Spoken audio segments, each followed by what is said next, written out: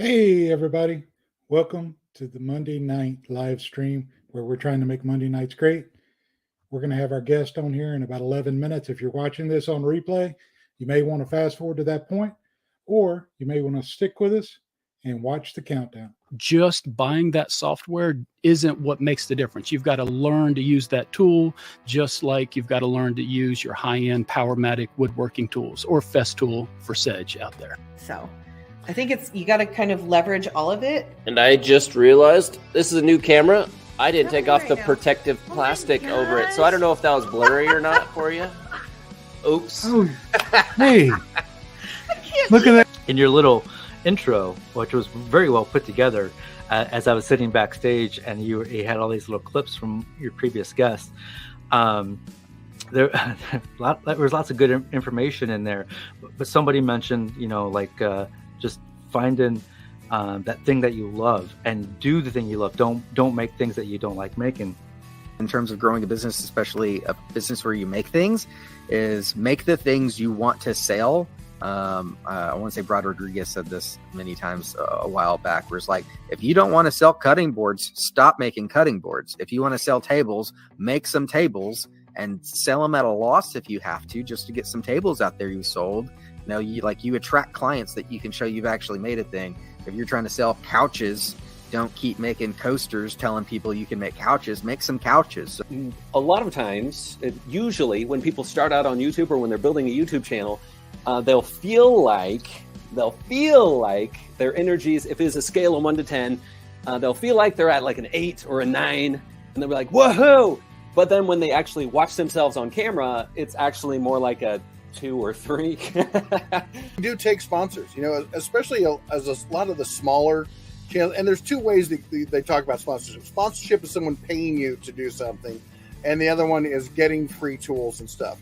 Launch day is my favorite day. That is my favorite day of the week. I just absolutely love launching videos and getting the feedback. So yeah, that's most videos take 4 to 5 full days to make, and I would like to streamline that. I would like to put out more videos in a week. It's really kind of sad because I didn't get involved even when he was doing the noodle boards. He pretty much did all that. I did everything in the house so that he could stay in the shop a lot. I am a little conflicted, I think. It initially started off with just sharing like my sewing machines and sewing tips and stuff like that. And then it kind of morphed into sharing the Mastering Mayhem merch items that I was making. And then along the way, I kind of shared some DeWalt tool and obsessions that I've had. Hats off to Ira. I mean, I can't imagine doing it with small kids. That's a lot of work. Well, this is a little chaotic, so. My part really didn't start until Live Edge started. When we started Live Edge, I don't know, I felt different about everything. It felt real to me. I think everything started feeling real to him, after the first few months because he was in the shop. It didn't really feel real to me until Live Edge started. And now I see this as my future too. I don't think I'll be a teacher much longer. Because I wasn't quite niched enough, but I think because my channel name is I Don't Even Work Here, I think I'm just going to roll with. I'm going to put out some shorts for Stage. One thing I'm good at probably more than anything else is business and understanding the way businesses work and how to run a business. And I always come at from very much the money ball approach. I don't want to hit home runs. I just want to get on base and get on base and get on base. And I think it's easier for people to look at my story, for example, or anybody like in a similar story and think that was an easy decision. And I can't state how much that was a very hard decision for both my wife and I. I like the premise of doing a tool review, comparing two tools, and especially if they are popular tools. You can make the life you want to, you can make the business you want to, whatever it is you want to make. It wasn't like YouTube's good and this and that. Like I was still pretty new to YouTube and didn't know that was sustainable long term, and so it was a gamble. And I'd worked for a long time to get in the position I was at, and it was a very, very hard decision to basically give that up for potentially the rest of my life. I never even considered the second channel. I just think all of my content needs to go where I am. It's a lot of risk and fear, but moving through those deliberately. There's a system to it, and you follow that system. So what have you learned and done to try to change? And so that's the thing I always do is it's a continuous process of evolution. Scheduling and trying to edit and get a video out, like it's really hard to follow exactly. If you do that and do it consistently, it'll generate views. Interesting. A lot of times you might see channels or businesses that are frustrated because they're not growing, and you look and you realize that for years or dozens of iterations, you look at the most recent and you go back a few years or a few dozen iterations and there's zero change. I'd like to see channels evolve into more of like a channel, like we're traditional like TV channel, where you have a channel, but there's different shows within that channel. And, you know, you could have the segment for your shorts or your live streams and your longs, you know, all these different things. And people can kind of just pick and choose what they want to watch. And my goal isn't to get the most views on YouTube. My goal is, you know, to provide confidence, inspiration, and knowledge through entertaining and engaging content. So what's the next step? What is the next thing? What's going to get you to that next place? You got to get them to click. You got to get them to watch. I'm terrible at thumbnails. I hate doing them. I would stress so bad over doing them. I've actually hired somebody else to do them now. That's why they look different. I'm not doing them anymore. I took that out of my hands, and I'm stress-free on that part. Another thing is also onboarding people that are better than me at something. So I have an editor I've been working with for about 2 years now. One day it just kind of hit me that, okay, I watch a lot of these videos and I obviously find value in them. Why can I not be the person on the other side of the camera, right? Providing the content and the information. With me being a business-minded individual and trying to make sure that I'm providing for my family, but also always growing. Our audience smells authenticity, and whether or not you're enjoying what you do very easy. I'll always be that individual that loves YouTube, that always wants to do extremely detailed videos on how to build. I feel like the biggest challenge is probably getting yelled at to put on protective. I'm still focused on my woodworking. I'm focused on trying to get better. I just want to try new things and break barriers and just be the best woodworker I can be, and then document that. I just don't really have the time or desire to really become a student of YouTube. So I'm always playing catch up. I'm always just doing the best I can to get the most out of what we're doing, but I am no student of YouTube, that's for sure. A good plan of attack is to create a channel on YouTube or an account on YouTube that you don't have any ties to. You've never watched anything on there, and just start watching content you're interested in on that channel. Don't watch the news, or don't click off and start watching, you know, the latest episode or whatever. Just use that account strictly for that, and that'll kind of start jumping up what's being surfaced to people.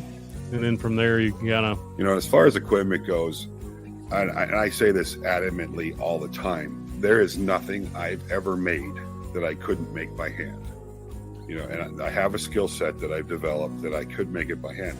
Does having a CNC make it faster? You bet it does. The big change that I've seen is that people have gotten even shorter attention spans than normal.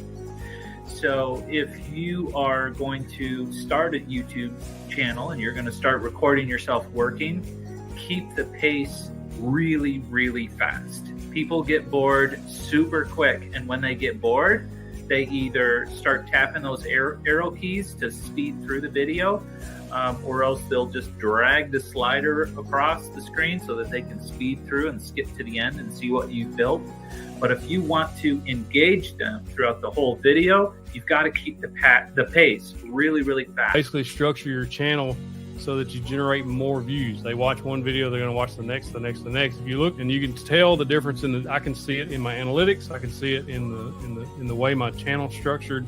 The first thing that I would recommend to anybody, and this of course applies to any niche that you're looking to start a channel for, is before you even take the first steps in terms of researching and all that, which we'll talk about in a second, I would have a really honest conversation with yourself about what you're looking to get out of the channel and what your expectations are. As a rule of thumb, post-production takes 6 times recorded footage length. Not shoot time, but recorded footage length. So if you record a 5-minute clip, it's going to take you a minimum of 30 minutes to edit that 5-minute clip, even if you only edit down into 30 seconds, because you have to watch it, then you make some notes, and then you watch it again, you make some cuts, and you watch it again, and then when it fits into the timeline, by a rule, you're going to see that same clip roughly 6 times. T-minus 10, 9, 8, 7, 6, 5, 3, 2, 1, 0, and liftoff. Hey, everybody. Welcome to the show. Glad you're here. It is Monday night. We are here trying to make Monday nights great. Got some great guests for you, and I'm looking forward to this. I want to remind everyone that I believe the chat is where it's at. Chat it up with each other or chat with the guest and myself. And if you do ask a question of the guest, please make sure to put a Q at the beginning of the chat, and we will try to our best to get all those answered. And if you are celebrating a milestone, whether that be a milestone like the birth of a baby, or someone's out on parole, or your YouTube channel had some success, some milestone, share that with us, and we want to celebrate with you. Now, I'm bringing on our first guest. Got to be able to see. Our first guest recently hit 1,000 subscribers on his channel. And I want you to help me welcome AJ from AJ Built This. AJ, what's up, Marty? How you doing? I'm good. How are you? Living the dream, man. Living the dream. You're kind of a repeat offender on this live stream. You've been on here, I'm thinking at least 3 other times. I think this is the third. Yeah, this is the trifecta. Yeah, okay. So 1 at Workbench Con and 1 for our gift exchange collaboration, right? Yep, the Secret Santa. Yeah. Yeah. All right, fantastic. Let's bring on our other guests. They're waiting and excited to get here. So our next guest recently hit 1,000 subscribers on his YouTube channel. Are you picking up on a trend here? So help me welcome Nick from NW Builds. Okay, Nick, I got a blank screen on you. I will come back to you in a moment, and we'll try it again. All right, let's welcome our next guest. He recently had hit the milestone of 1,000 subscribers on his YouTube channel. Please help me welcome Blake from Blake Pizzey on YouTube. Hey, Blake. Did I say your last name correctly? Yeah, you got it. It's impressive. All right. Can everybody hear us okay? Blake, I can barely hear you. Shoot. I'll try to talk up a little bit. Is that any better? That's better. AJ, you want to try it again? Yeah. How do I sound? I can hear you clear. Right on. Yeah. You're going to just project towards that microphone, Blake. You're doing good. And our other guest is trying to connect. Let's try to welcome Nick from NW Builds. How's it going, guys? Hey, Nick. There he is. How are you? I'm doing well. Having a little bit of internet issues, but nothing we can't get past. Yeah, no worries. No worries at all. Nick, I didn't type your name. I'm not sure how to pronounce it now. I didn't want to offend you. Can you say your whole name? No offense at all. It's very Polish. It's pronounced Wojciech, the correct way, but Wojciech is what comes out most often, and Woodchuck is just fine too. Okay. Well, I'm glad to have you here. Mm-hmm. You've all recently hit 1,000 subscribers, and for most YouTubers, that's the first big milestone. How did you feel whenever you got to that milestone? I'll start with you, AJ. I ran around my house for about 10 minutes straight, just like being a total buffoon. Not gonna lie, I posted a tiny snippet of that on my story on Instagram.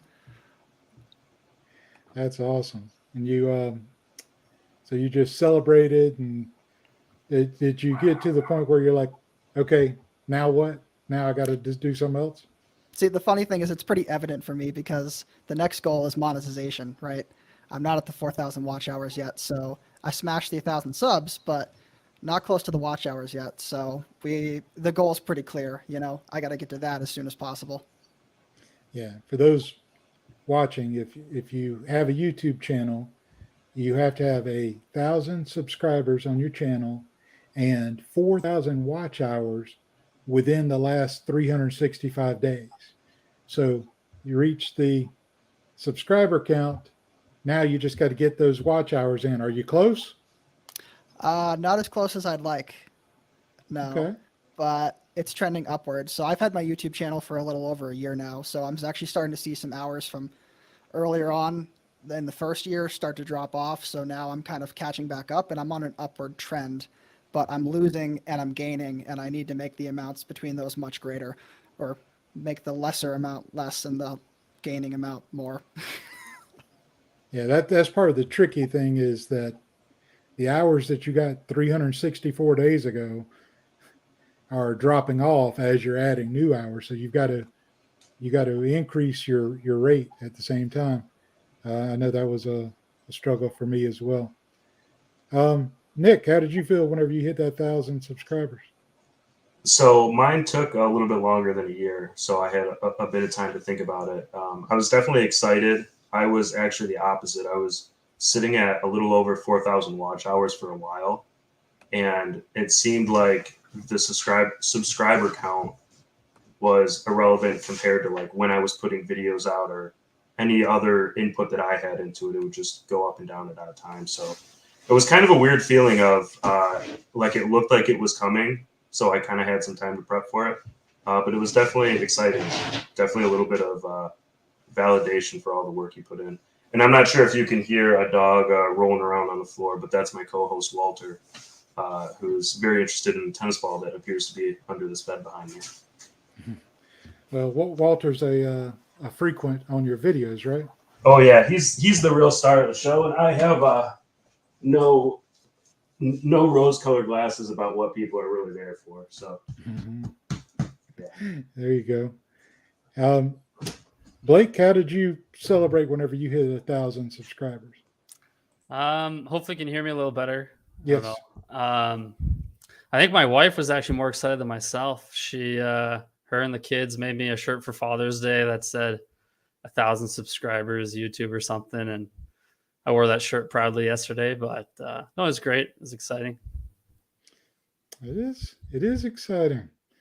So what's I hit I think it's 4,000 watch hours, right? I hit that a few months ago, and I don't know what it is, but for some reason I got a hard time getting people to subscribe. So maybe I focus on that. But I actually got monetized today. I got the email and the approval today, so pretty pumped. Awesome. That's exciting.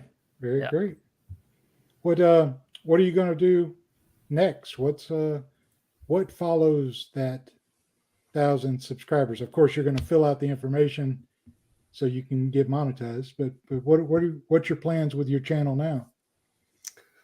Yeah, good question. I think for me, probably focus on 2 items kind of quality this year. So one would be I like video editing, and I'm slowly starting to enjoy filming more. So I think I'd like to kind of work on like the production quality. I don't think that's too critical. Like I've been getting by with just using my phone up until now. So I would like to get a camera though. I'd like to learn a bit about lighting and maybe a little more about audio.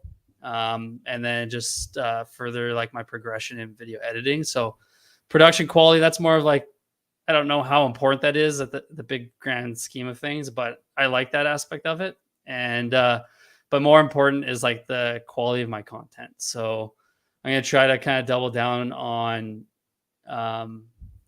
maybe like my topics. And then I've got a list of like ideas and topics that I always keep running. And then I want to marry that up with all the build video ideas I have. So I'm trying to kind of tackle those 2 together and kind of do build videos with different topics kind of mixed into those build videos. So I want to try to do a little more research on those and maybe get better at my explanations and teaching, providing value.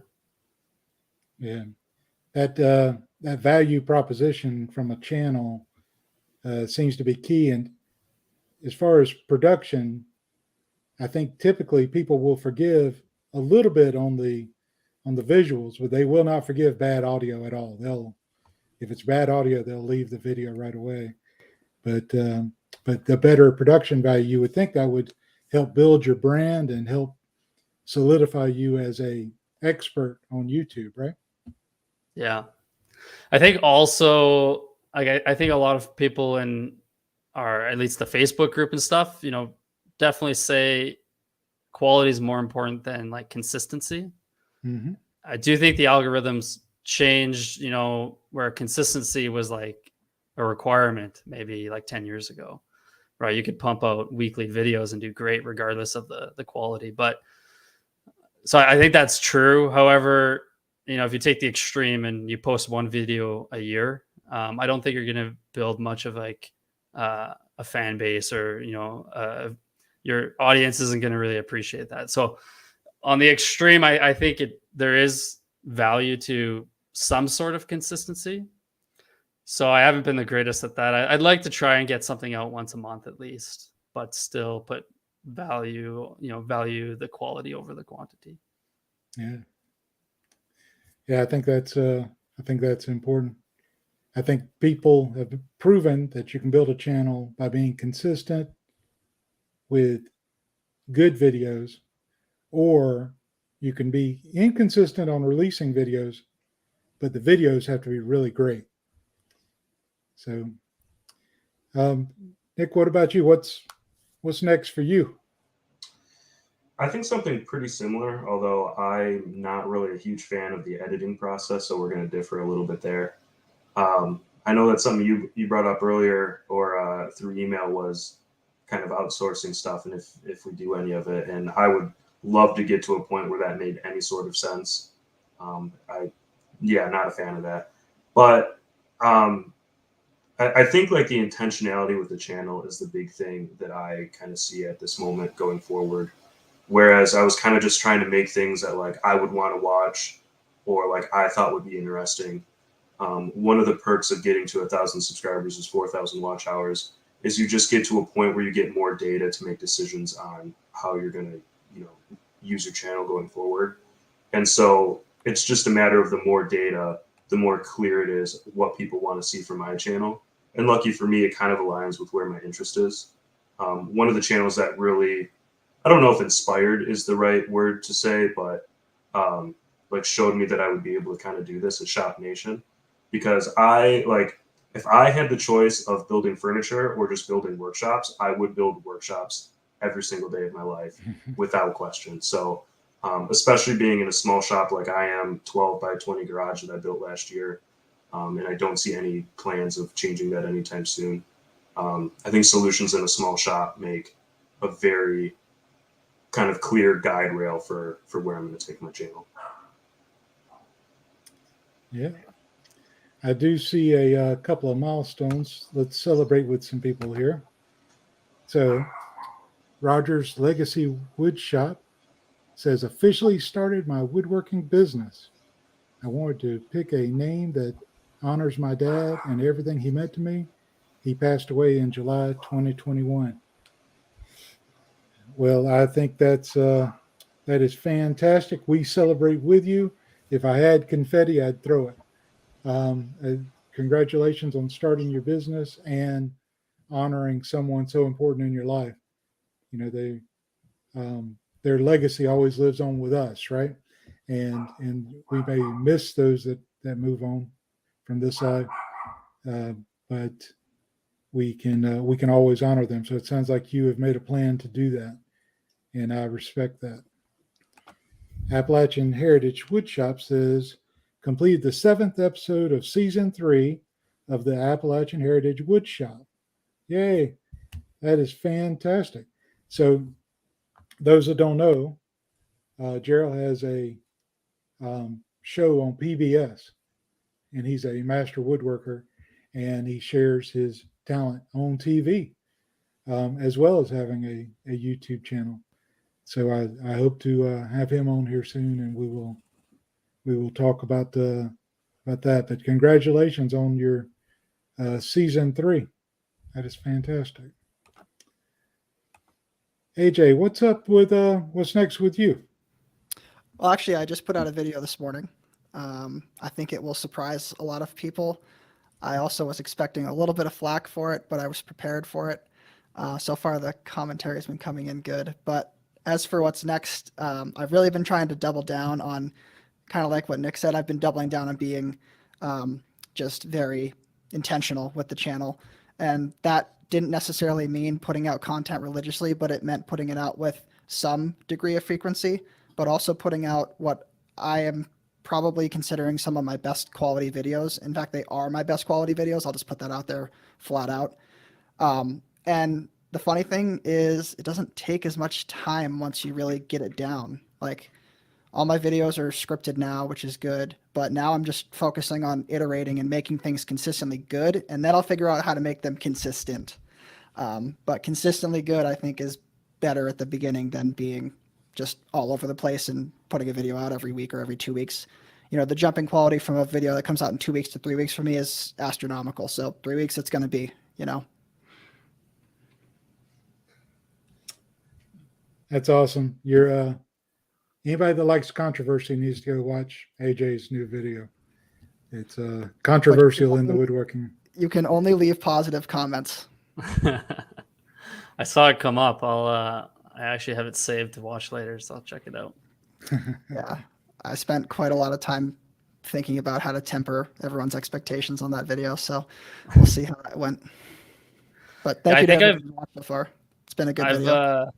AJ, I've noticed like a big difference though in the last few videos you've done, where I think you can tell it's gone from non-scripted to scripted, and yeah, production quality looks great. So flows really well. I don't do it alone per se either. I have 2 really good friends of mine, Jesus from Jarmade and Chris from Chris Nelson Woodworks. They help me with all of my stuff. We're like a trifecta group where we all review things, and that was the biggest jump I think for probably almost all of us, was getting together with a really tight community, and we review everything with each other. So I couldn't do it without the 2 of them, that's for sure. They make my videos a lot better. I tell you, I think AJ turned the corner when he had me show up in one of his videos. You could also argue that, yeah. How about so we talked a little bit about being consistent. What happened?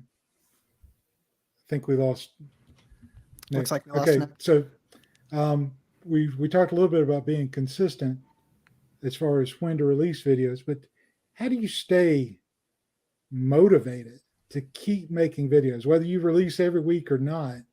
How do you even stay motivated to keep putting those videos out? I'll start with Blake. Yeah.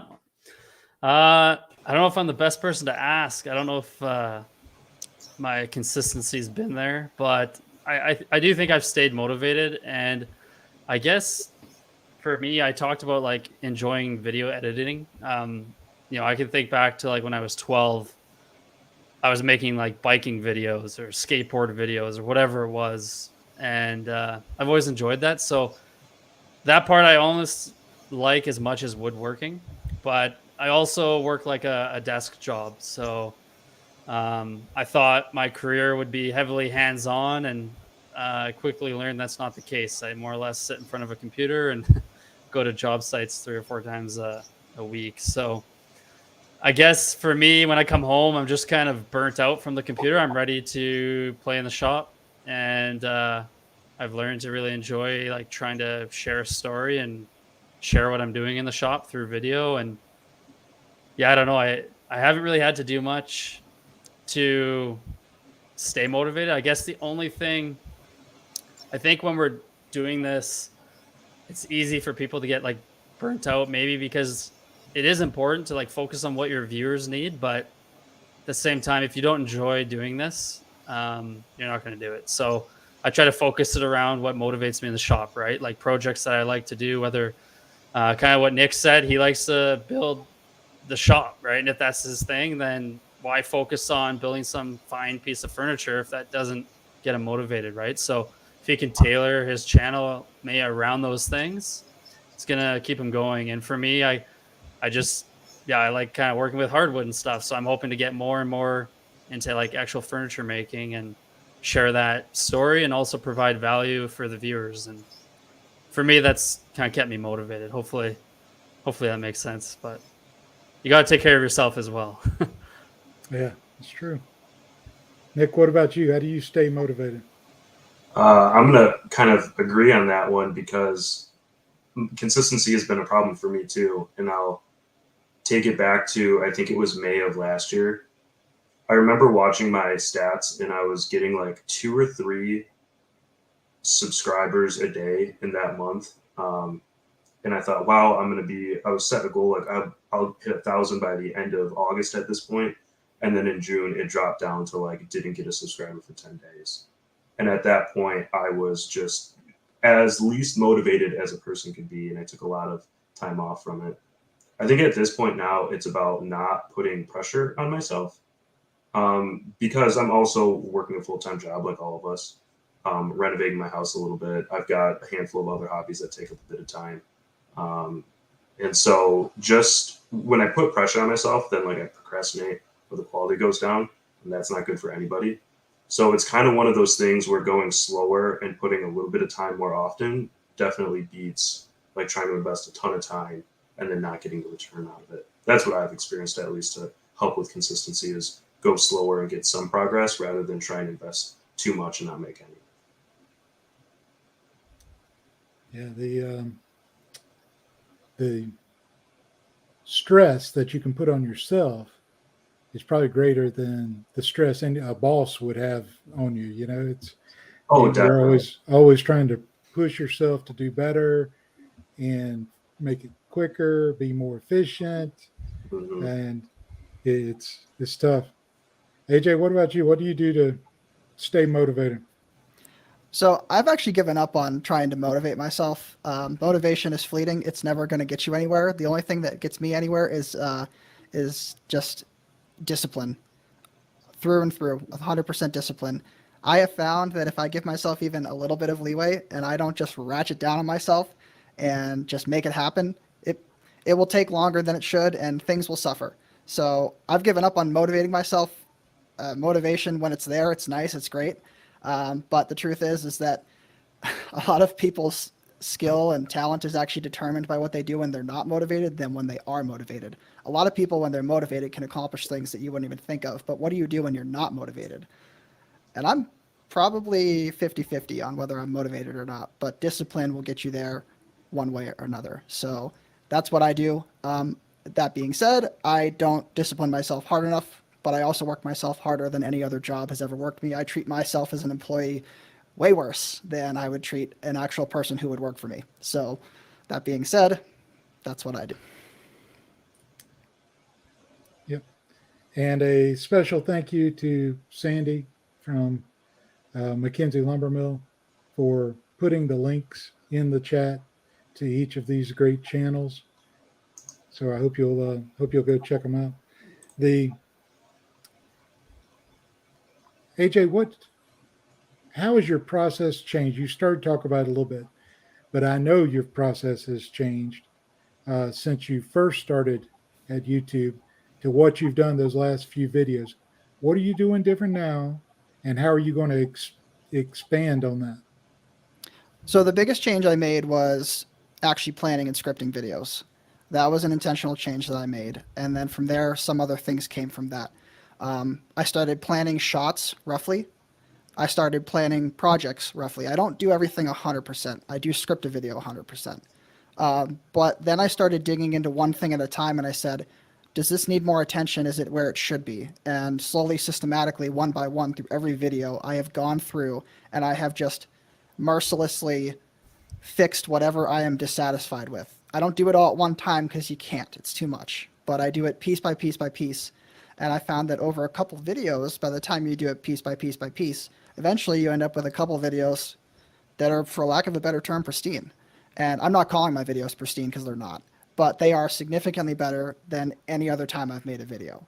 And if the next video is even 1 to 2% better than the video that I put out today, that's a win, because eventually over time, you'll be leagues better than you were before. And so I just keep iterating. It's an iterative process. Every video, if you just try to do it better than the last one, eventually you will end up where you're looking for in terms of good quality, good production value. I'm also my worst critic, so I'm very hard on myself in that regard. So I just had to go through one by one and make it work. Nick, how about you? What has changed in the way that you make videos? So I never came from like a film, photography, anything background. So I think there was just a huge learning curve with that to begin with. The other change of being in a different space. So I started my channel in the basement of my 1924 house, which is like the ceilings are like 6'2", and I'm not 6 foot, but I'm pretty close to it. Can lighting. I used like one of those clip-on lights to like accent different things. So definitely the production, but I think that also within that kind of the process that I went through. So when I started, I thought that you kind of had to like talk while you were building and like have a set of plans for everything, just because that's kind of what you see out there from the bigger channels, which like more power to you. It's their model and it works well for them. I found more success recently in having like a rough idea of what I want to do and then like filming it with some level of shots in mind, like how you want different things to flow together and like what angles you want and stuff. But then when I start editing, that's when the story kind of like takes its place. And once I have what I would consider a rough edit, I kind of write a script from that and then kind of do like a voiceover or a filming thing. And it works out well if you can't speak in coherent sentences like myself, because then you can cut it all with B-roll that you shot during it. And I think that moving forward, what I'd like to do, I was actually just watching one of AJ's videos earlier today and thinking, man, I really need to start like actually writing a script and using a teleprompter and like getting a better mic. Like I was really admiring his production quality. In addition to that, just focusing on the story, because I think that like identifying the problem, stating your solution, whether that's something as complex as what's better than something else or, you know, whatever, or if it's just like, I had this problem, I tried this solution, it didn't work, so then I tried this, and this works better. I think being very intentional and pacing that story correctly is kind of the next thing on my horizon. Blake, what about you? What have you changed with the way you produce videos? And you talked about how you want to up the production quality, but you already knew about editing and so forth, right? Somewhat, yeah. I got a lot to learn, that's for sure. Yeah, I think if you go back to like one of my first videos, for sure my first video, but you look back at, you know, I think each video, I'm proud to say, is getting better and better. And that's kind of my goal. I'm trying to just improve that quality there. So I started off with an idea of I really want to create like a vlog within our woodworking niche, because I personally follow a lot of people on YouTube who do vlogs outside of this niche. And I'm like, what's the deal with no one in woodworking doing vlogs? So I thought I like coined this beautiful idea.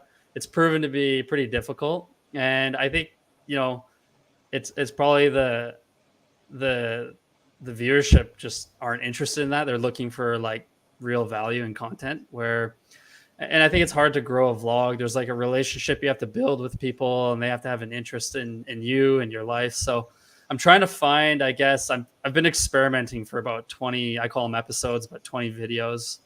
And I'm trying to find the line between, I guess what you could call a vlog, a build video, and then also like, I don't know, an instructional video where you provide like content. So I'm still trying to find that fine line, and I hope that I'm onto something. I hope I can build something with this kind of unique approach. So I'm trying to dance that line and figure out what's best and what works for me and my viewers.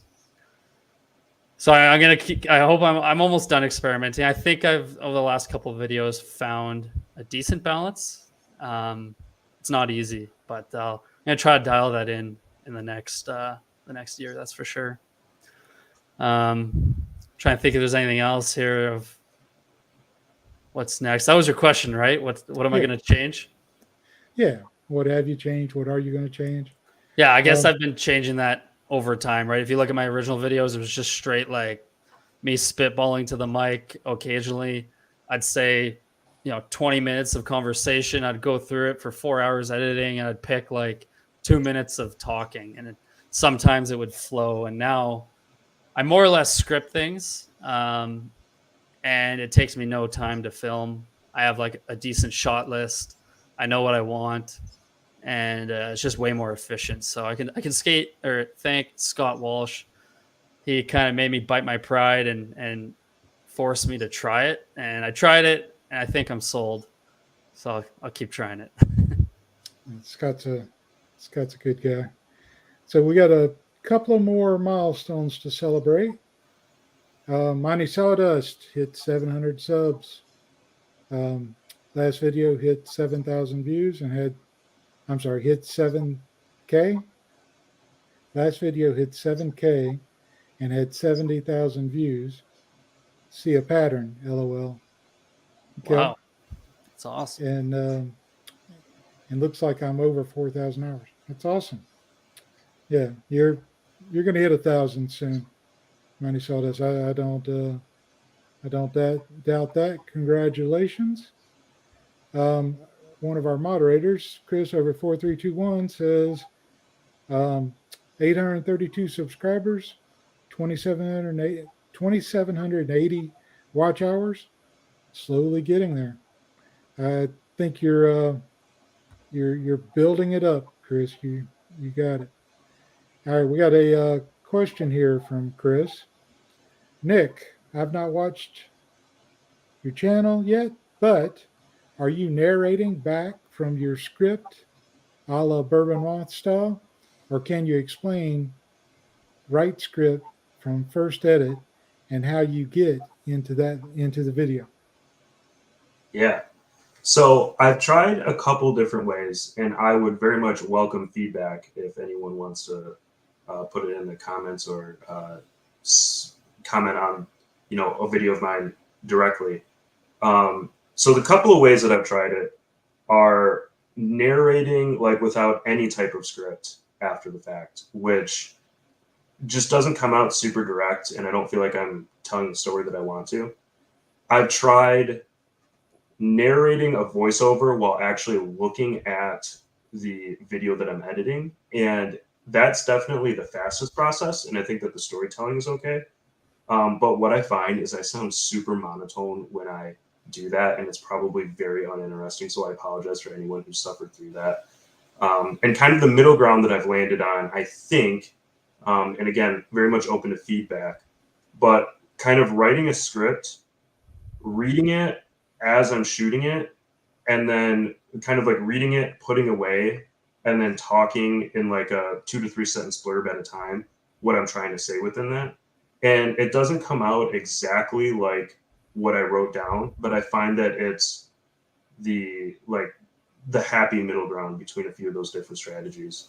And that's where I found success in kind of taking a video of myself speaking and then splicing it in, either the audio and the video together or just the audio, into the actual footage of the video, because it breaks up those like two or three sentence blurbs, and you don't like see a bunch of cuts or like hear weird disparities in audio quality. So I actually, if you want to hear a funny story, I got like this little teleprompter thing from Amazon, and I used my phone and it worked out fine. But the problem was that you couldn't get like the mic from my camera over the audio prompter so you could still speak to it directly. And so I jerry-rigged this thing, which I should not have done. And I'm filming, and like 2 sentences into the first take that I had, the teleprompter and my phone fell onto the concrete floor, completely shattered. So there's a lesson of like, get the right tool for the right job. And I was trying to rush it. Might get a wireless mic to try to do it the correct way, but we'll see if it works right now. Maybe it's just meant to be. Oh, I've experienced many times in my life trying to save a trip to the store, save a few dollars, and I try to make something work and then have it go wrong like that. So Exactly. I feel your pain. Mhm. Yeah, go ahead and invest in the right tool. So, Joe Jax is with us tonight. So he was a guest for a couple of weeks, and if anybody wants to learn about pre-production and post-production hints, go back and watch those and go check out his channel. That's a great tip. He was talking with us about pre-production work, which includes some kind of scripting, some kind of storyboarding, a shot list, all these things, and I think that's very valuable in what we do whenever we're trying to raise the quality of our videos. Anybody can just press record. Everybody has a phone with a camera. What are we going to bring to the table to give the audience something different? Right now, I'm about tired of giving the audience a view of this mop. This does mop is named Luna. So, got another question here. And we'll start with AJ. What's your business plan and how are you going to make money? So, if you're asking if I have a business plan, the answer is I don't really have one 100%. I have a lot of ideas, which I'm trying to find out how to combine them all into what would become a business plan. How am I going to make money? That's an excellent question. I'll let you know when I figure it out. But in the meantime, I do some side work. I do some custom stuff on the side. A lot of it doesn't make YouTube, but a lot of it makes Instagram and stuff like that. So I've been experimenting with trying that and also trying to sell some products via ad sales, but I haven't gotten there yet.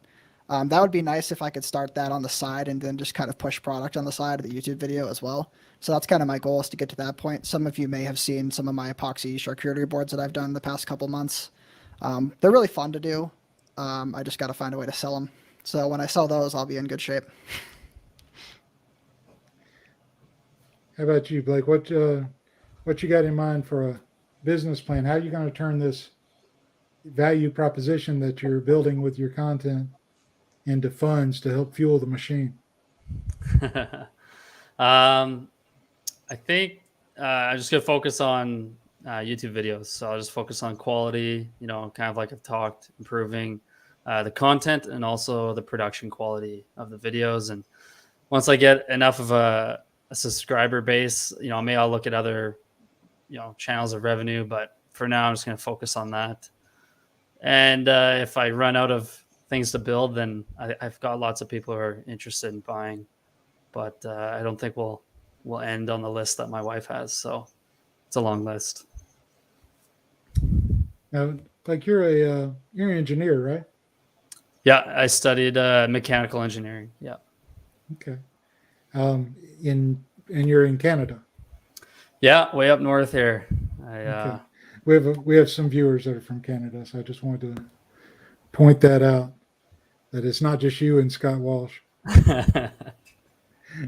Nick, what about you? What's your business plan? How are you going to turn this into a profit-making machine? Sure.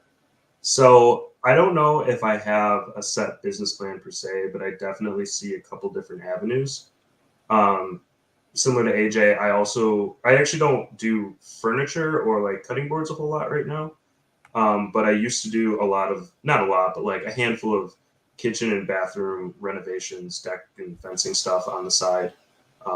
Similar to Blake, I work an office job. So once I, am done sitting at the computer, sometimes it's nice to get back to doing some of that kind of stuff. And that still has a small role in what I do.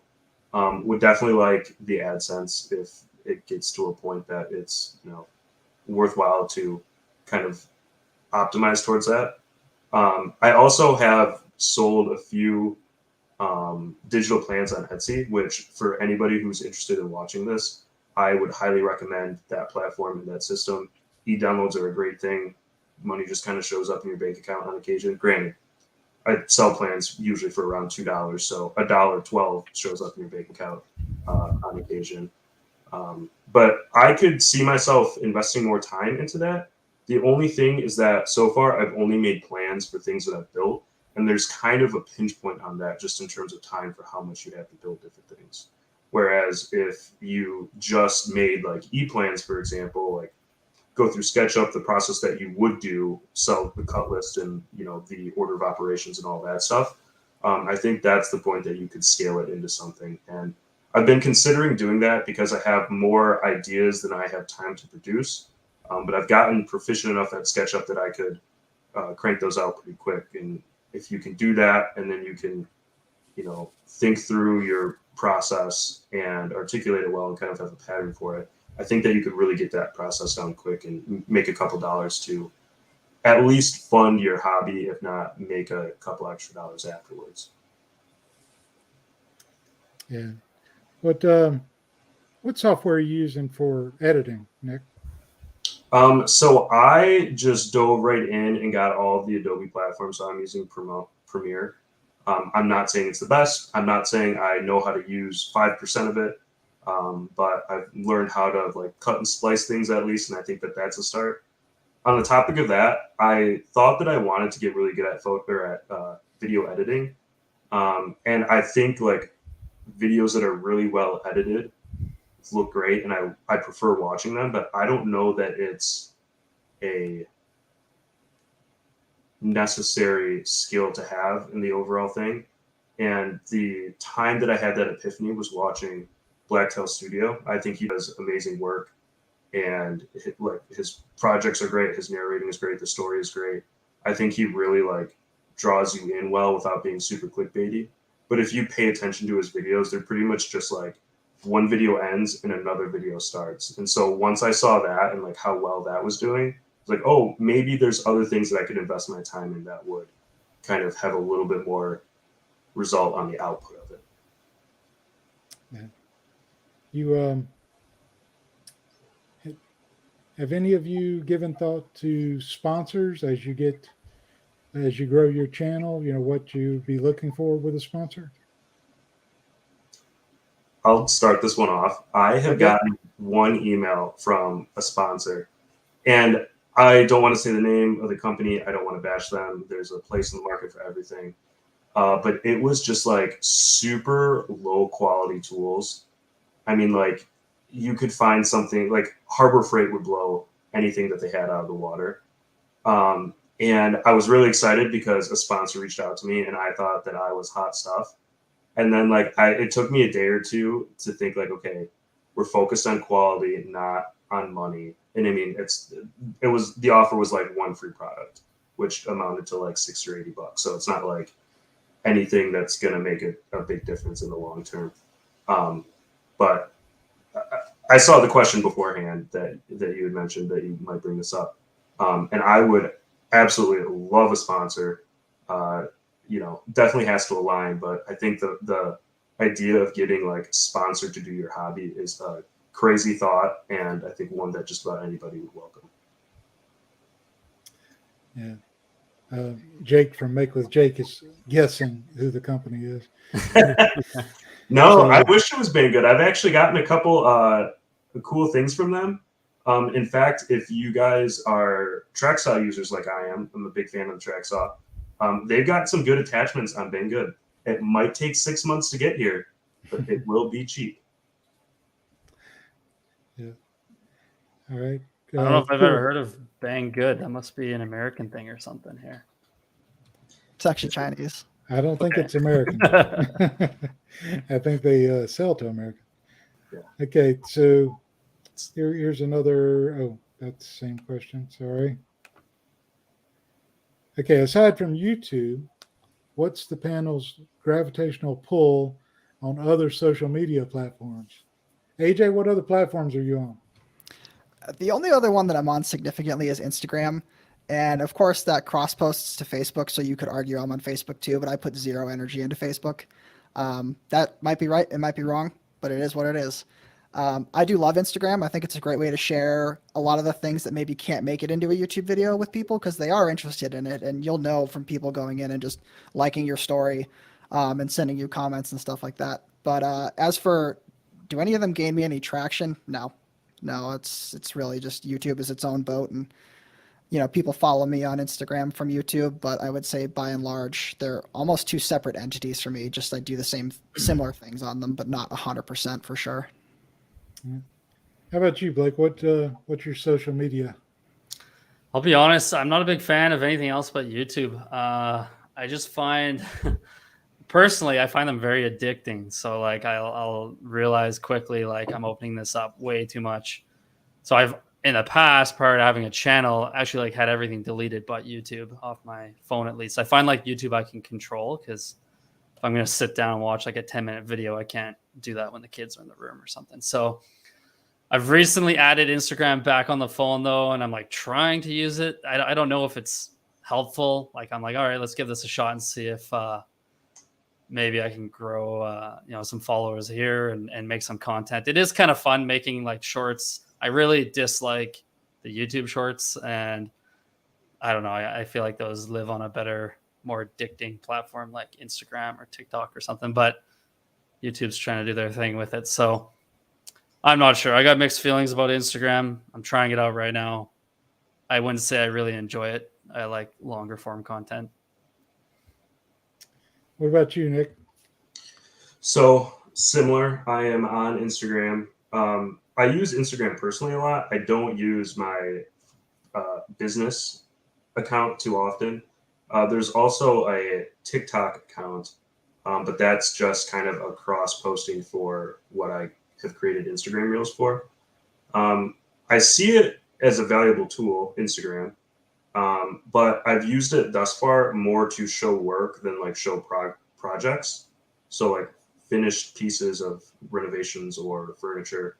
And I'd like to do that moving forward, but I'm not going to be able to remember the name of the Instagram channel, but there's a dad guy in California who I just think makes the funniest woodworking, like funny videos. And I really kind of want to put my own spin on that. And I think that I'm going to try and do that a little bit more moving forward. And same thing, make an Instagram reel, post it on TikTok, post it on YouTube Shorts. I don't see any reason to like make content and not distribute it to as wide of a reach as you could possibly get. Yeah. AJ, how about you? RT, what was your question again? I'm sorry. No worries. So where you land on other social media? Oh, yeah. Like I said, Instagram's the only one I'm on, honestly. I've never even given thought to TikTok, to be honest. I have about zero interest in making anything for TikTok, and therefore about zero interest in making anything for YouTube Shorts, and about zero interest in Snapchat and all of the other ones that you can think of. I'm definitely primarily YouTube. I would prefer to stay on YouTube, but Instagram's just valuable for other purposes, and it's great to keep up with what other people are doing too. So from that perspective, it's useful. Yeah. For me, right now, I don't have time for anything hardly, but Instagram and Facebook is just another channel for me to stay in touch with anybody that would view my channel and have a back and forth conversation with. I know that we have comments and community tab, and I'm trying to utilize those, but I think Instagram and Facebook can be beneficial as well. I've got a Twitter account, but I never go on Twitter anymore.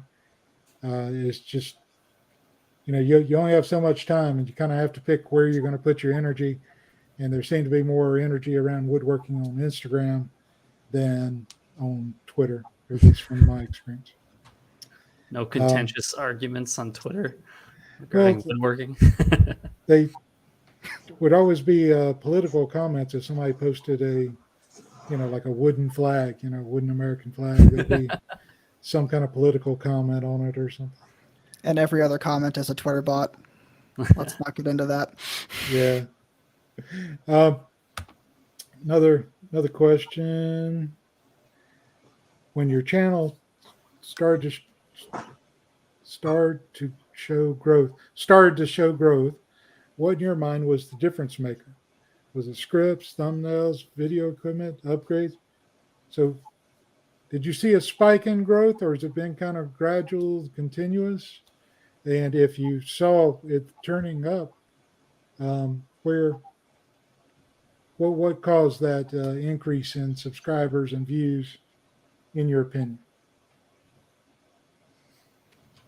Who wants I'll to start with Blake. That's a tough question. That hurts a bit just because, yeah, I'm still waiting for that big spike, right? But it's been pretty slow and steady increase. I guess it's oddly enough in 2022, I think I've like almost doubled my subscriber base. I'm pretty sure at the end of 2021.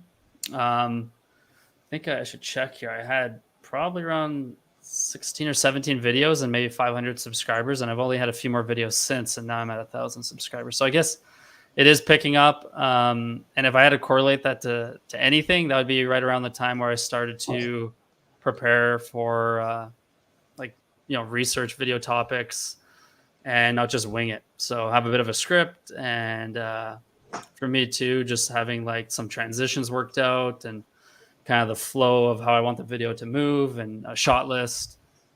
I think there's been a trend as I've started to do that. Awesome. It's always, sometimes it's hard to identify what the key moment was. What about you, Nick?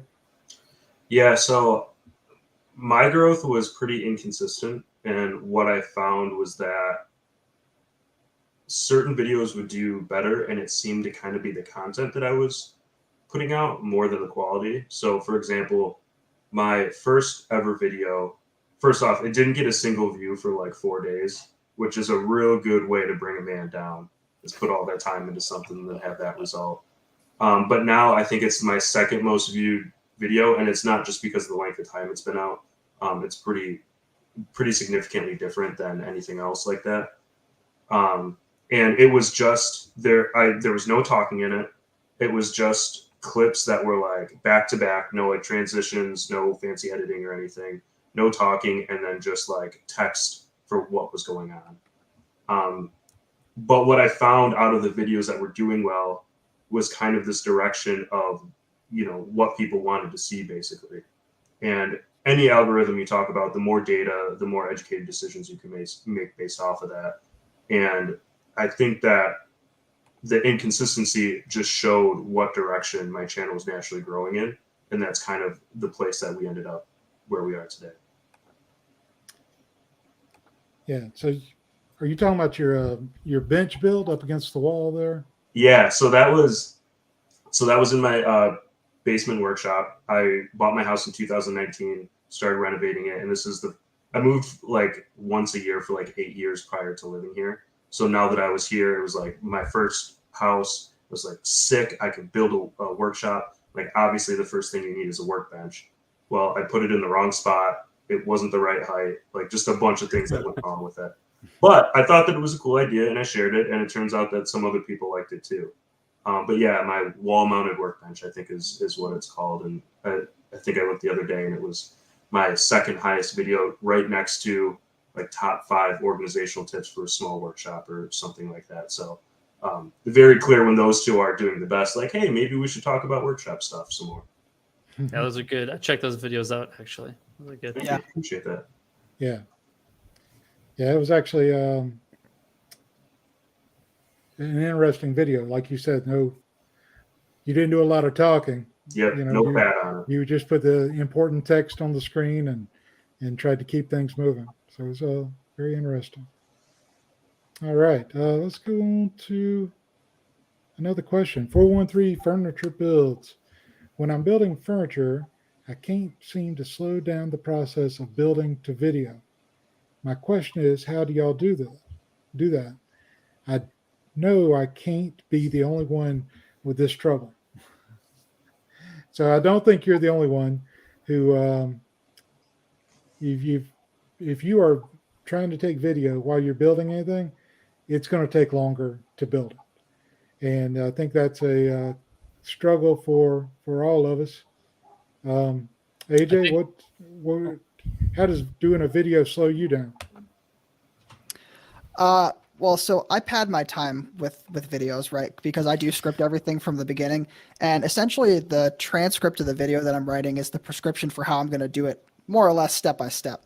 And sometimes I'll work on a plan on the outside, but I put a lot of time in up front so that when I hit the shop, I am literally just checking the box on every line that I'm doing. Did I do this line? Did I do that line? Did I make sure I included this detail?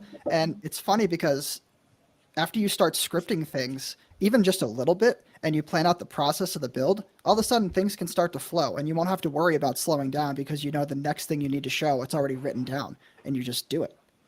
And that was life-changing for me because I stopped getting kind of aimlessly lost in the shop. Like I would fall into these weird times where I'd just like get sucked into something for like an hour or two that I shouldn't be. And that stopped all of that. So putting in the time up front to think it through and even just write it down, even if it's on a notepad and paper, it'll change your life.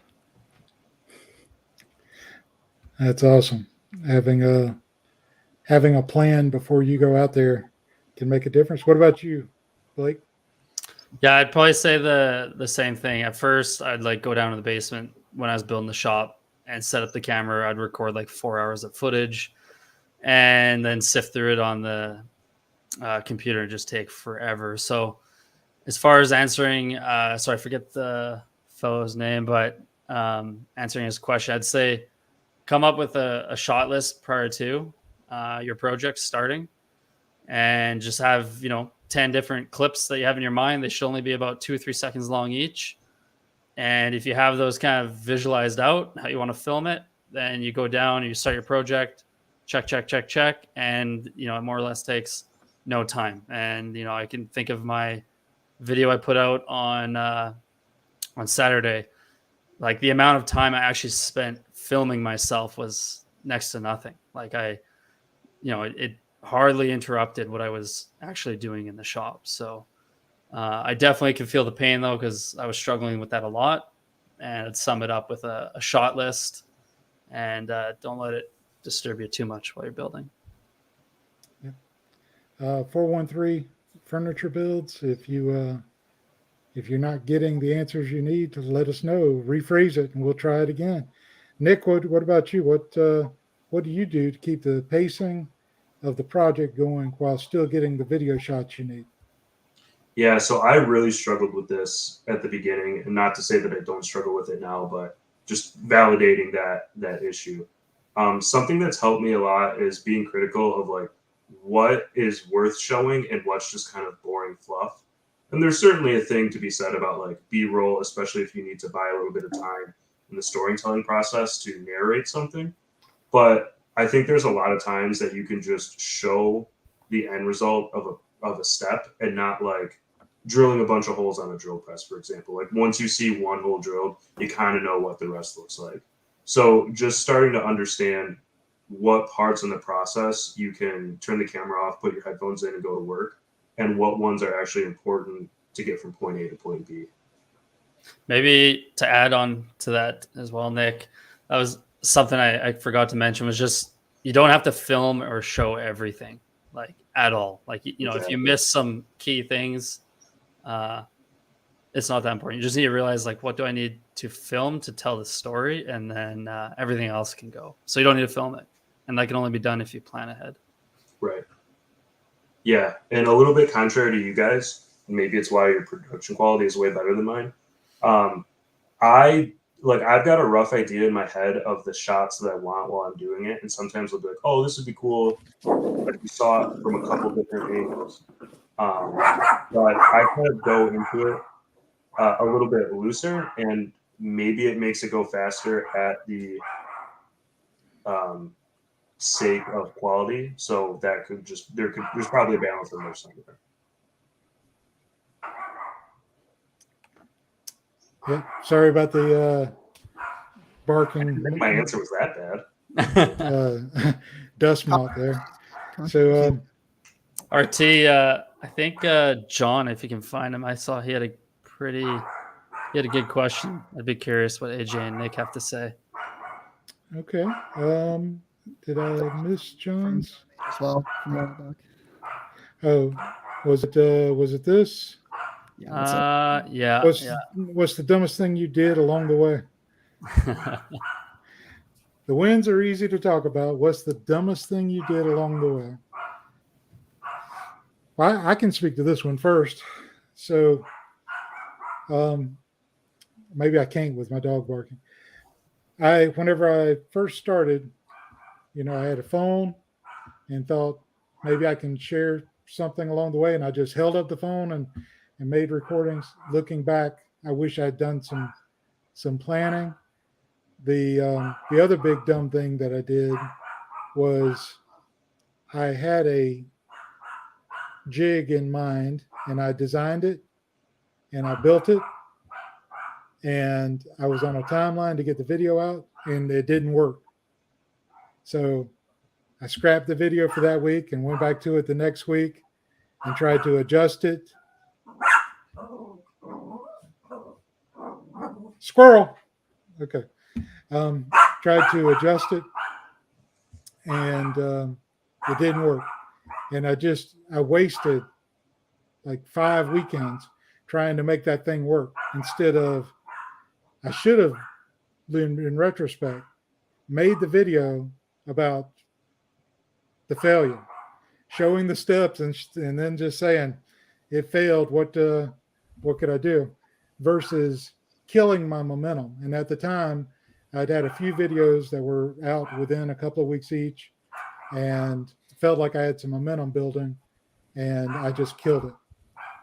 So I'm going to go on mute so this dog doesn't aggravate you to death. AJ, what was dumbest thing you ever did? Without a doubt, the dumbest thing I ever did was not taking myself a lot more seriously from the get-go and being intentional. If I realize now, if I had put the intention in way earlier, I would have been just so much better off. Not that I'm badly off, just that I realized I could have gotten to the point that I'm at now so much sooner. And so I just wish that if I had acted like I act now a year ago, it would have been much better for me. That's the way to summarize that. All right. And Blake, what about you? Oh boy. I think of a lot of my thumbnails were terrible. They've done okay. Like on average, I think my channel has a 6% click-through rate. They seem to all balance off there, but I've got one about concrete and I haven't replaced it. I don't know why. It's just an awful thumbnail. And then, I got one episode. I was putting in an AC unit, an air conditioning unit in, and I decided to go kiteboarding in my backyard in this little pond, and the police showed up and I almost got a pretty hefty ticket. So I thought, in the moment, oh yeah, people will enjoy this. This will be great content. But at the end of the day, not sure if it provided any value for anybody. And my wife wasn't too happy.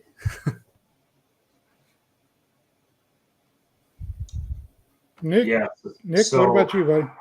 I can definitely attest to basically all of the ones that were already mentioned. I think that I've made most of the mistakes, if not all of them, and continuing to make most of them. So that's fun. But one that wasn't mentioned, I think, was having certain expectations and also kind of thinking that my own opinion trumped the data that was actually showing. And so to elaborate on both of those, like I mentioned with my first video, I had this expectation that like, oh, this is a sick workbench, very functional, everyone's going to love it. And it didn't get a single view for like 5 days. And that was just like a really depressing feeling to have. Whereas if I was just like, I'll put it out and see what happens, I think that everything would have started off a lot better. And then in terms of the opinion over data, like YouTube has the analytics. You can YouTube how to use the YouTube analytics. And it'll really tell you what people are interested in, when people stop being interested in it, and even what other people are searching for on YouTube. And so to think that like, it's one thing to think that you've got a unique idea, which I think that everyone who woodworks probably does have some level of unique ideas. That's kind of why you get into it for the most part. But to think that like you're gonna outsmart what people want to see is backwards, and that's kind of the mindset that I had to begin with. Like, oh, I would like to watch this video. It's like, well, would you want to watch it, or is it just your idea and you like your own idea? So that's just kind of my word of caution to anybody else who might be in that stage right now. Yeah, I fell into the trap early on that I knew what kind of videos I liked. So, and it wasn't the most popular stuff on YouTube. I liked the videos showing every cut at that time. You know, I used to watch the videos where, you know, if the guy was milling wood and he showed 42 boards going through the planer, I'd watch 42 boards going through the planer. But I realize now most people don't like the same stuff that I liked at the time. But originally, that was kind of how I was making videos. I think the happy medium is probably finding what you like to watch and what other people like to watch, or finding what you like to make and what other people like to watch. That's probably where the Venn diagram overlaps and where you want to make videos. It's just a process of finding out what that overlap is. Yeah. Jarmaid says, everyone, what is something you know now that you wish you knew when you first started? AJ, you want to start? Sure. Yeah. Something I wish I knew when I just wish I knew how important community was. And I've already touched on this, but it is really important to nail this home. A lot of things changed for me when I got some people on my team, people who were there for me and wanted to see me be better. And it took a lot of work. It takes a lot of work on yourself, kind of like what Nick was saying, where you put your heart and your soul into something and then YouTube just slaps you across the face and it says, no, what you thought was good, no one cares. And the funny thing is that you can actually prevent that from happening by getting people to look at your stuff before you put it on YouTube. Because the minute that you hit upload and you publish that video, it's either there or you have to delete it. And so if I had known how important community was and how important having people on my team was at that point, I would have just been so much better off. Yeah. How about you, Blake? What do you know now you wish you knew then? Yeah, I think I agree with what AJ said. That's been huge. Having someone watch the video before it goes out and someone who kind of understands YouTube, that's very helpful. I guess we've said it, I think, multiple times, but just planning. I really wasn't planning maybe until like episode 15 or 16. I think it was maybe 17. And what a difference it made. So I just sum it up by saying planning. How about you, Nick? Yeah, so I don't know if it's something that I figured out or something that I'm still working on figuring out, but in terms of like one of the metrics that denotes success with YouTube videos is click-through rate. And I think that that's something that I'm still working on a lot, and it has to do with the thumbnail and the title, because obviously that's what you get somebody to click on your video for. And I think learning to market more of the problem rather than the solution in those two things is kind of the next step that I have in figuring this all out. You'll notice a lot of like video thumbnails of like half-finished projects or like a very interesting thing, a curious like starting point. I see a lot for wood turning projects, like just this gnarly piece of wood that's on the lathe but hasn't been touched yet. I think that's like a big thing that probably doesn't get talked about a whole lot, just in terms of getting people to your video in the first place, because that really is step one. Absolutely. All right, one more question, guys. Describe your viewer or your avatar. Who's your audience? Who is your target audience? Blake, you want to go? Yeah, it's a tough question. I imagine to be someone similar to myself, kind of middle-aged and maybe young kids or something. But like I know for me, there's a period of time where I really didn't have the ability to have a shop. I did a lot of like kind of hand tool work at the time. So I kind of filled that desire with YouTube, right? And I think a lot of people do that. They can sit down and kind of veg out and watch half an hour of YouTube and kind of be satisfied or learn. And I think hopefully some people are getting some enjoyment, maybe learning a bit as well from what I share. So I guess that would be my target viewer, somebody who is hopefully learning, wanting to start woodworking, maybe has a few tools, wanting to kind of develop their arsenal of tools a little bit more, is a few years away from doing that. I think, yeah, that's probably it. That's cool. What about you, Nick? Who's your target audience? So I'm going to come back to that, but I'm going to start with kind of the frustration that I wanted to solve with my videos more than anything is I really liked watching woodworking YouTube videos, but what I found was that people who started in a similar situation, like a similar space or constraints that I have, they would get successful and then they'd move to larger shops, and then it was kind of irrelevant for me. And not to down on them at all, like totally love that for them. Live your best life, hit whatever goals you've got going. I would love to get to that point someday. But the channel just kind of became irrelevant. So because of that frustration or that opportunity that I saw, I really wanted to kind of make videos for people who are in a similar situation as me, where either like space or money is the constraint, not necessarily time, because I'm just a single guy in my late 20s who, you know, woodworks when I have free time and I'm not going out. Like, you know, anyways. But so I really want to try and make videos for people who have some space constraints, especially because that's a situation that I'm in. Money constraints to the extent that we all do. Like, we want to have good things, but we don't want to overpay for them. And so because of that, I'm trying to make solution and objective data-based videos. And subtle plug for AJ's video from earlier today. Like, that's the kind of objective video making solution finding that I want to go to moving forward for my avatar. Thank you, sir. Appreciate that. Got you.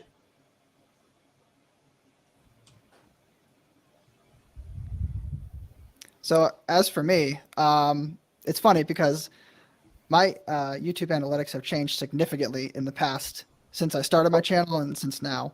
And the funny thing about it is I actually feel like my audience is probably where it needs to be. And in that regard, it's exactly people who are like me or slightly older. Truthfully, it's the millennial generation. There's almost nobody who's in the generation above that and almost nobody in the generation below that. I don't know how I landed there, but I mean, the truth is I'm just a dude in a garage, and I don't know if I'll ever have a big shop. I don't know if I'll ever be huge and famous on YouTube, but I hope that I can keep that relatability, because that's really who I am as a person. I don't necessarily think that I have the personality type to be as big as some of these guys on YouTube are, and maybe I'm being too modest, or maybe I don't know myself very well, but that's kind of how I feel about it. So hopefully those people are just like me, where they're looking for some relatable content that doesn't stretch outside the realm of what seems possible. Like Nick was like, what was Nick? My God, English. Like what Nick was saying. Yeah. To what Nick was saying about some channels, you know, they change and it's hard to get your audience to follow with you. If you started out with a, you know, $400 or $500 table saw and, you know, a 6 by 8 foot by 8 foot area trying to make things, and then you go out and buy 1,000-foot garage shop and you start everything's Festool and high dollar stuff, it may lose the relatability. I think that's one reason, like somebody like Steve Ramsey, if you look at his videos from 5+ years ago, same garage, same or similar tools, and he still has a huge following. On that case, I don't begrudge anybody prospering and moving up with their tools and their workshop and wanting to take an audience with them. You'll find viewers no matter what level you're at. So Sandy at McKinsey Lumber Mill says, I really struggle with thumbnails. Any advice? AJ, you have advice for thumbnails? Pay for somebody else to make them. Come on, man. No, I'm serious. I tried for a long time to make good thumbnails, and I started getting there, but somebody else we've had on the live stream RT, another one of your guests said the same thing. Is that it was Matt from 731 Woodworks. The minute that he shopped out thumbnails, all of a sudden that stress got taken off his plate, and he felt like a new man. The funny thing is that if you start to look at some people who are paying for them or who do have other people make them for them, if you're not determined to do it, if you're determined to do it yourself, I would highly recommend not copying, but looking at what those thumbnails are doing and try to mimic that. And again, it's not a copy, but mimicking, taking the best parts of that thumbnail and putting it into your own thumbnails. And I do think it's valuable to experiment on your own. But as for, if you're really struggling and you just can't take the stress anymore, there are places you can go. There are people who can help you with that. But it just depends on how much it bothers you, really. If it's a real big stressor, I'd say shop it out. Lots of people shop out their video edits too. There's nothing wrong with it. No shame in it. Hey, Jared. Go ahead, Nick. I was going to ask, maybe we'll be on the same page here. Can you talk about the logistics of doing it and like where you're going, if you've got any insight into like what the general cost range is? And this is all out of my own curiosity because it's something that I'm considering doing. Yeah. So for anybody who's interested, feel free to message me offline about it. But Nick, to essentially answer your question, it's not cheap and it's not expensive. I don't want to share super hyper specifics per se, but I will say that you should look at how much time you're spending on thumbnails and then look at somebody getting paid as a graphic designer and how much they get paid per hour as a graphic designer. And if you are spending more time than you would pay somebody in their salary range for worth, then just maybe you need to reconsider, That being said, it really depends on how many videos you're putting out. I probably put out maybe 1 to 2 videos a month, but there's different rates depending on how many thumbnails you want and how many edits you want. There are services that offer this. So if anybody's curious, feel free to reach out to me directly, and I can help you with that. But the long and short of it is, it really just depends on how much content you're making and what your needs are. Cool, thank you. Is this a Fiverr type No type of thing? Okay. I would highly recommend against going on services like Fiverr for thumbnails. Gig working services like that, they are good for some things. I would definitely not recommend them for thumbnails. You need somebody who is actually going to work with you and be on your team. And that's what a lot of these services that are worth the money are offering, are people who are assigned to you from a graphic design agency, and they are going to actually work with you. I have direct access to people who can change things for me. You can just get an edit done. And if you don't like a little bit of text, you just say, "Can you guys fix that text, please?" And bam, it's done. I never worry about it. When I first started, I thought I couldn't start until I had like an intro animation done, logo, everything dialed in. So I actually hired a guy from a totally different country for like $50 through, I think it was called Upwork, one of those sites, right? And and it came back just terrible. I waited like 2 weeks for it. I was so mad. So I ended up getting the Adobe suite. I'm like, okay, I'm gonna figure this out. I made one myself, and after like a year of using it, I was like, I hate this thing. I'm done with it, and deleted it. Now I don't use it, but I don't think there's any shame in outsourcing anything either, right, Nick? Like, if you don't love video editing, man, you could save the money you're putting towards your Adobe membership and whatever other memberships you use to kind of push this along, and I'm sure you could get something taken care of and focus on the other things you love. Yeah. And so to speak on that, I've thought about that, and I got monetized like Memorial Day, and I'm the proud new owner of like $28. So let's be very realistic. I got like 1 case of beer out of this last 2 or 3 year investment at this point. I could definitely see at some point getting to there where like it makes sense to do that. I also have a concern of just like the way that I do my process. I need to like see the rough edit to be able to finish like the rest of the creative. And that could be a flaw in my process, but I just haven't figured out how that relationship would even work if I found the right person. So I would absolutely, if all I had to do was work in my workshop and somebody else was just like there and ask me questions on occasion, I would be a very happy man. It's just not where I'm at in this whole process yet.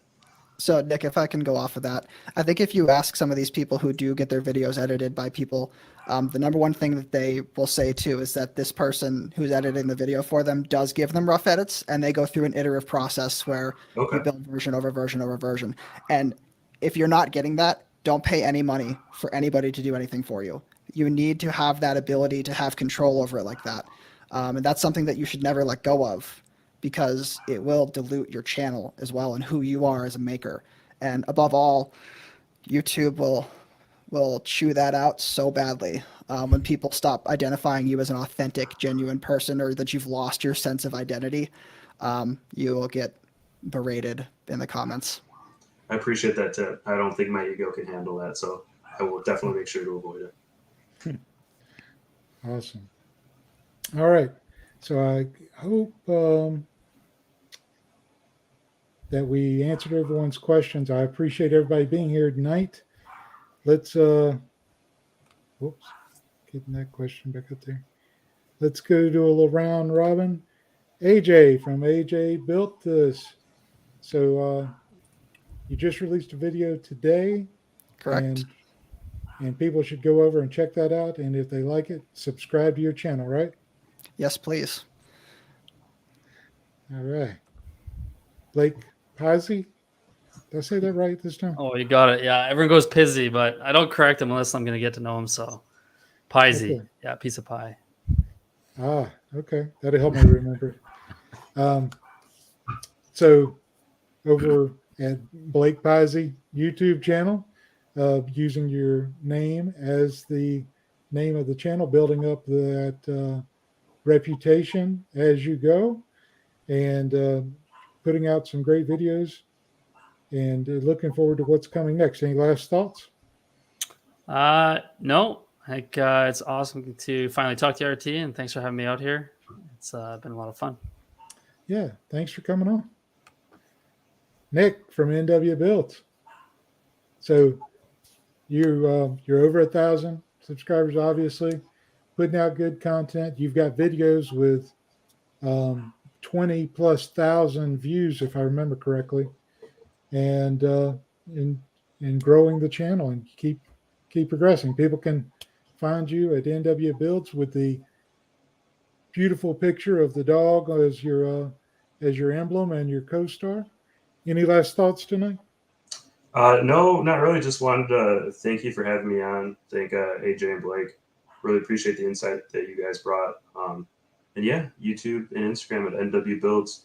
Get to see a lot of Walter, and he's the one that people come for. I'm not unaware of that. Yeah. Well, Walter is a superstar, He's a good guy.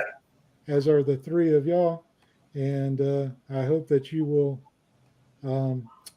have much success in the future. But as for me, my dog and my wife now, I hear my wife calling. I got to go. And I think it's easier for people to look at my story, for example, or anybody like in a similar story, and think that that was an easy decision. And I can't state how much that was a very hard decision for both my wife and I. You know, I still do some from time to time now. Okay. And what led you from that into video creation on YouTube? Boredom. It wasn't like YouTube's good and this and that. Like I was still pretty new to YouTube and didn't know that was sustainable long term, and so it was a gamble. And I'd worked for a long time to get in the position I was at, and it was a very, very hard decision to basically give that up for potentially the rest of my life. It's really kind of sad because I didn't get involved even when he was doing the noodle boards. He pretty much did all that. I did everything in the house so that he could stay in the shop a lot. I am a little conflicted, I think. It initially started off with just sharing like my sewing machines and sewing tips and stuff like that. And then it kind of morphed into sharing the Mastering Mayhem merch items that I was making. And then along the way, I kind of shared some DeWalt tool and obsessions that I've had. Hats off to Ira. I mean, I can't imagine doing it with small kids. That's a lot of work. Well, this is a little chaotic, so. My part really didn't start until Live Edge started. When we started Live Edge, I don't know, I felt different about everything. It felt real to me. I think everything started feeling real to him, you know, after the first few months because he was in the shop. It didn't really feel real to me until Live Edge started. And now I see this as my future too. I don't think I'll be a teacher much longer. Because I wasn't quite niched enough, but I think because my channel name is I Don't Even Work Here, I think I'm just going to roll with. I'm going to put out some shorts for staging. Staging is simply where you make the piece of furniture or the item, whatever it is, if it's, you know, wall decor, whatever it is that you're making. It's just where you simply make it look like it belongs in a home. I never even considered the second channel. I just think that all of my content needs to go where I am. Mostly. I was living in Charleston. This was back in, we're talking 2013, March 19th, 2013 was when I posted my very first video. And I had talked to a lot of people in the area trying to find a woodworkers group, people that were building stuff. Didn't even have to be woodworking, there just wasn't much of it.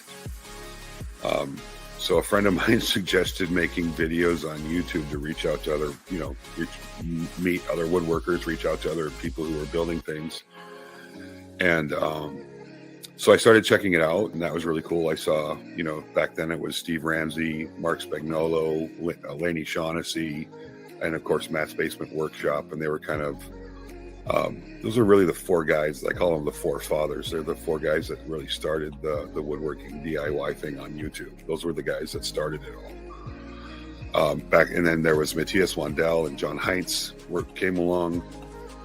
And about the same time, Jimmy DeResta had started his thing, Bob Claggett, and I started about the same time, roughly within a year span there. We all started right around the same time. And it was just fun and exciting. I put a video up. It was the worst video that's ever been posted to YouTube.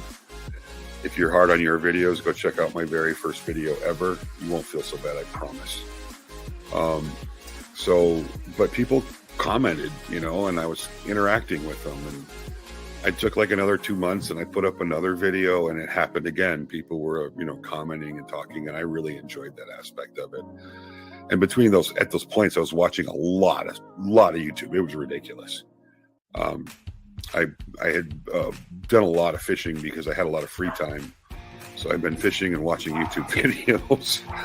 And I kind of saw that there was this gap in the market of things that, just these in the industrial side of making or furniture or other things, you tend to see a lot of things that you don't see in the DIY side.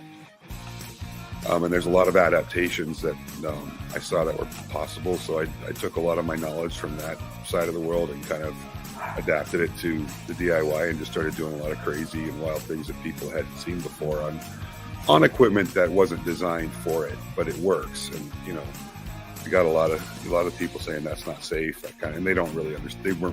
They didn't have a good grasp on the physics of what I was doing. I've had them different times throughout the course of 14 years for different projects and different things that I'm working on. Right now, the team members behind the scenes all have to do with my online courses, but everything else, as far as what I do for my channel, it's just all me. Doing the research is not necessarily going to be the fun part, right? And we had Mr. King on here a couple of weeks ago. He was talking about the research he did before he released a single YouTube short. Well, the research he did led him to putting together a video less than a minute, but there was many, many hours of research before that, but it led to 5 million views. So research can be very important. This is counterintuitive to a lot of the suggestion out there on YouTube where everybody says, just hit record. Just go out in the garage and hit record. And your viewpoint seems to be different than that. What do you say to those people that say, just hit record? I'm glad you brought it up, RT. There's a lot of, I call them talking points that have manifested themselves for whatever reason in the how to grow space. the just hit record is probably one of the ones that drives me the most insane. I mean, you can go out and just hit record, but again, set your expectations for what you think the output and the end result is going to be. You get out of things what you put into them. And you may get lucky and you might catch a unicorn, but I'm going to bet 9 times out of 10, if you just go out and you hit record, you don't do any research, you don't have a plan, you don't have a rough script, you don't have a target audience, you don't have value that you're looking to provide. Again, I just think you're setting yourself up for unneeded frustration when a little prep and work up front can pay extreme dividends in the end. And you don't get a do-over when you post the video. Once it goes out into the interwebs, it's done.